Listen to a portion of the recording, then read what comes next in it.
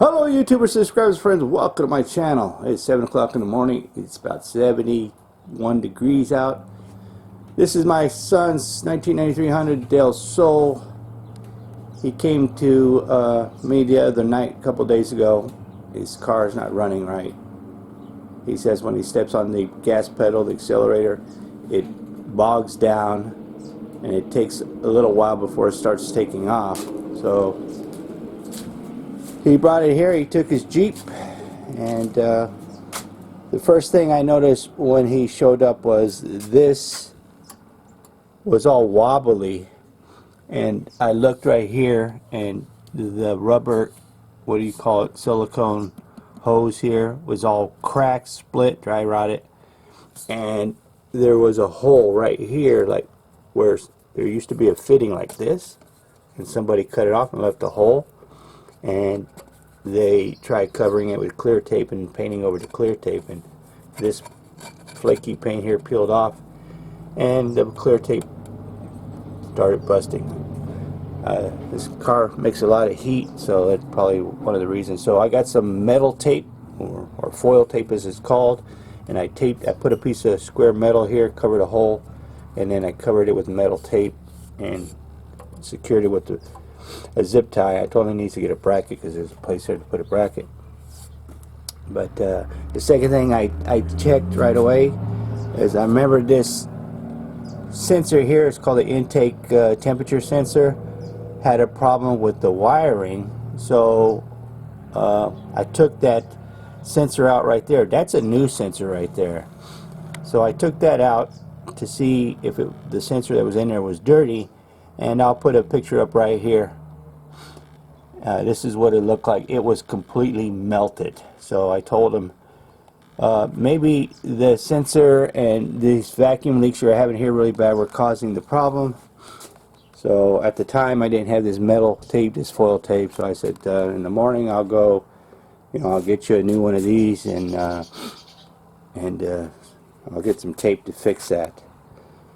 I also checked his spark plugs because his friend who was with him said my son thinks he knows cars, said, oh, it's the coil packs because it's not getting any power. And I told him, really? Why do you think it's coil packs?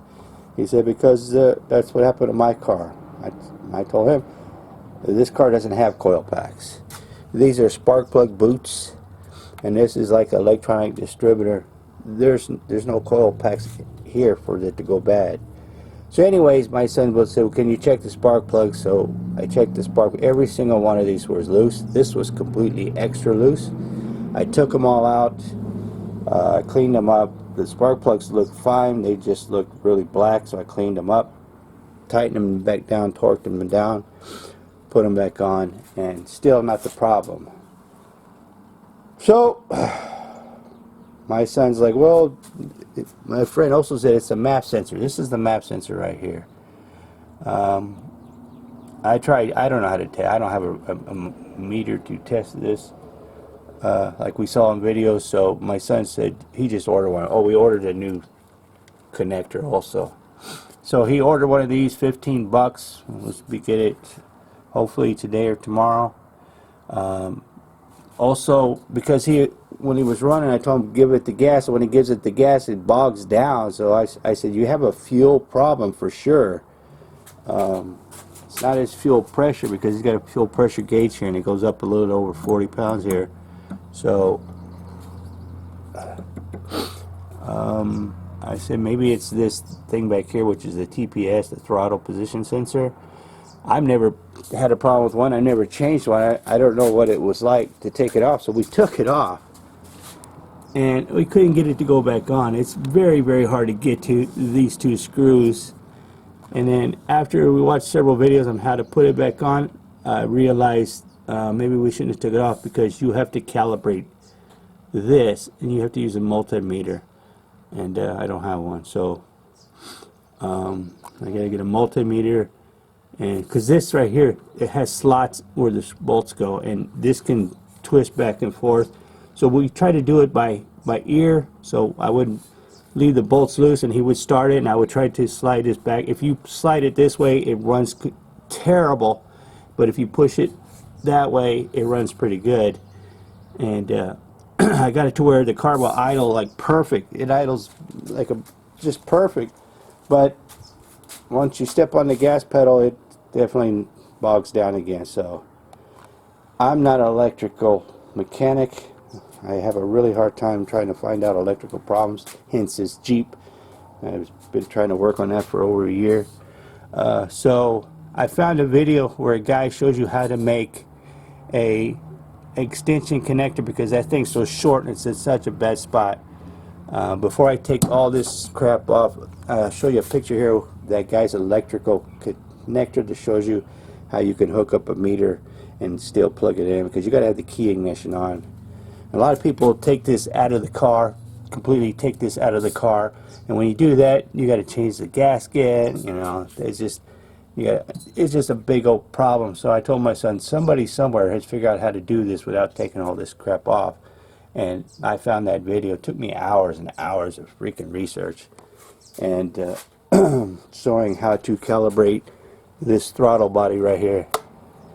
So, but my son wants to buy a new connector so we can make that, and he wants to buy a new TPS, throttle position sensor. They're $15 on Amazon. They're $100 at AutoZone. So I said, let's go to the junkyard, son. Maybe we can find an old one, and we can use the connector, and we can play around with the old one so I can learn more. So that's what I'm waiting on. I'm waiting on for my son to show up so we can go get these parts, if we can find one at a junkyard. If we can't, and he's gonna have to buy new ones, new connector and new throttle position sensor. So that's what I've been dealing with for the last couple of days, and I'm just waiting on him to go to the junkyard. Another thing I've been doing is I've been telling him forever to get the sandpaper so we can sand this hood. He keeps forgetting. So I have some Scotch-Brite, and you see how all this is white right here? This whole area right here, looked like that. And I scuffed it with Scotch-Brite, and all right here was all white like this also. But the Scotch-Brite doesn't really sand it. And over here, and I sand here, this is better than what it was. And by the time I got done scuffing with Scotch-Brite, this whole hood was just white, like creamy white. And I sprayed it all off, and I washed it really good. And then I kind of shined it. You can see it's got a really nice shine on it now. It looks completely different. And I told him, if you get the sandpaper, we can scuff this whole thing up. You got to have 600, 800, 1500, and wet sanding. I wet sanded it when I was using the Scotch-Brite, and it does make a difference. You can see, like, all right here, you know, you can still kind of see it, but it was like that, all there and right here and up over there. But yeah, I just showed him, you know, that's what you got to do. You got to put some elbow grease in it, and you'll make that carbon fiber hood look way better. So, waiting on him. Alright, we're back from the junkyard. It is about 90 degrees. It's 12 noon. Just had lunch. I forgot to take my camera. This is a mass sensor. My son bought a brand new one, but since we were at the junkyard, come, let's get this one and test this one on your car, see if this does any changes. Plus I wanted to get a different, stronger connector. This is the TPS throttle position sensor that I need this clip here so I can make the tester clip extension that I saw on YouTube. I put a picture of that one that I'm going to try to make, but I also need the pins that are inside this, so I'm going to have to tear this apart to get those male pins so I can have something to stick inside here. So these actually cost $15 for both of these at the junkyard, plus some bolts that I got thrown in here somewhere. Anyways, my son ordered a new one of these, but it hasn't got here, so we're going to just put this on, see if this does any difference. We also got some sandpaper. We're supposed to get 400, 600, and then 1200 grit, but all they had was 400 at Home Depot, so we're going to test this because we're going to also work on the hood today, and use this too so we can wet sand it. Got the bucket so we can wet sand it, and I got some electronic cleaner to spray out these connectors here because, you know, they're in the junkyard. the map sensor and stuff like that. It's all dusty. Cars with no hoods. Told my son to buy his own tool bag so he could be like me. But yeah, let me get started on that. This is the actual finished look of the fender flares. They turned out pretty good. I told my son he needs to get some spacers and move the wheels up, but he doesn't want to do that. He likes this look. So it turned out pretty good. All four wheels. It's a lot easier than what I thought it was going to be. I think it looks cool. I think it looks like it's sitting on airbags and it's dropped.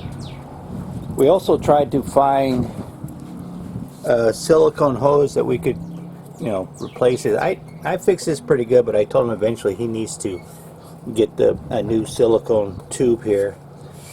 This is firm. This isn't moving, and it ain't gonna be shaking around. So I'm going to change out the old map sensor and see what that junkyard sensor does. I'm gonna spray this out also with the electronic spray cleaner. But yeah, that's what I'm going to be working on today. My son's in there eating lunch still. So this thing is sounding 100% so much better. He can even take off quicker now. But it still has that slight hesitation. So I think the TPS, the throttle position sensor, when we took it off we messed up the settings. We're going to have to recalibrate it. But this is way, way better than what it was driving yesterday. That's a good sign. So when we get the new one,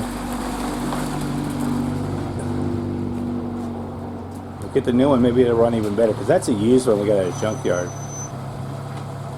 Those fender flares look good on there, man. So now we can focus on working on the hood now, because I still have to make this calibration tool. That's why I bought this, because I need this connector and I need those pins.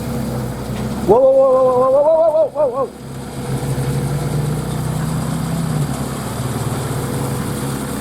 He almost smashed his bumper there.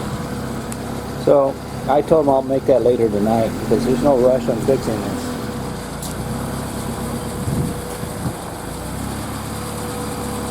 There we go. We're going to work on the hood now. This is 400 grit. I think we could have went a little bit coarser, but we didn't have anything below 400. And it's bringing taking the white oxidation out, and it's making it look much shinier. The cracks, it's smoothing out the cracks, bringing out the carbon, making a big difference, huh? Oh yeah, that's neat. Once he gets the whole hood sanded to where he wants it, then he hits it with the clear coat. Or like I was telling him I did the other day, I used WD-40. It just changes the whole outlook of the hood. The WD-40 is a water fountain, and it's a protection also until he can get clear coat and spray it. It will protect the hood. But it's hard work, but it's worth it once you see the outcome. Right, son? All right, we took a break. We went to the store because we wanted to get a different grit of sandpaper, more coarser one. I'm trying a 120 grit now. But this is what the hood looks like, what we've done so far. Much, much better. It's going to be dull like this until you get a final sanding and then clear it. But I put a polish right here. Kind of see. It was a stovetop polish that I just wanted to test it out. You can see how shiny it is there, just to see what it would do. But we bought something at the Dollar General. Oops. We're going to do that when we're finished. See what that does. This is all just testing. See how this turns out. But it's looking so much better now. When it's wet, it just glistens like a new hood. Right, son? Yeah. We sanded the whole hood with that 120. We sanded a lot of stuff off. See how it looks now. I need an electric DA or something. Man, that looks way better. See how much better it looks now, son? Oh, yeah. You can see where we still need to get. Right down in that corner there. Yeah, this is hard work, but you know, the outcome is awesome. Getting rid of all that old faded clear coat. I'm trying not to scratch his paint at the same time. Alrighty, we're finishing up for the day. It's 90 degrees. Putting a coat of WD-40 on there to protect the sanding we've been doing. It gives it a nice shine. We don't have any clear coat because we're not done with the project, but we're done for the project for the day. It looks so much better than what it did when we first started. It's got a nice shine to it. We tried the polishing compound and it didn't work, but it makes the paint shine. You can see the difference between here and there. This gives it a nice satin finish right here. We still didn't get the new part, so we don't know how the car's going to run without the new part. But this turned out really, really good. Way better than what it was, right, son? Oh yeah. You pleased with this? It's tiring, man. If we had a DA sander and a buffer, this thing would look 100 times even better than this. But that's going to be it for us today. We're just finishing up. So if you like this kind of videos, give me a thumbs up. Smash that subscribe button. Don't cost you anything. It's free. Thanks for taking time to watch my videos. The Lord willing, the creeks don't rise. See you guys in my next video. Sandy.